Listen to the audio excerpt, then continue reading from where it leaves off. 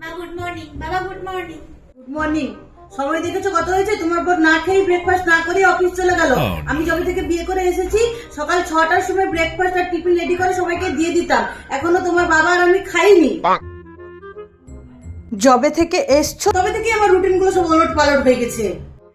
Sorry মা, আসলে আমার সত্যি খুব বড় ভুল হয়ে গেছে। আমি বুঝতে পারিনি আপনি এতদিন যে রুটিন মেনটেন করে এসেছেন এখনো তাই মেনটেন করবেন।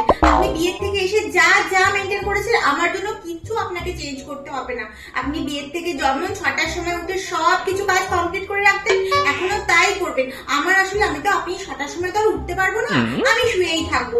আপনি বরঞ্চ সকালবেলা উঠে সব কাজ শেষ করে নেবেন, আমার খাবারটা ঢাকা দিয়ে রেখে দেবেন, ঠিক আছে? আর সবাইকে খাইয়ে দাইয়ে একদম অফিস পাঠিয়ে দেবেন। আমার সত্যি খুব বড় ভুল হয়ে গেছে মা। আই এম সরি মা, সরি। More and more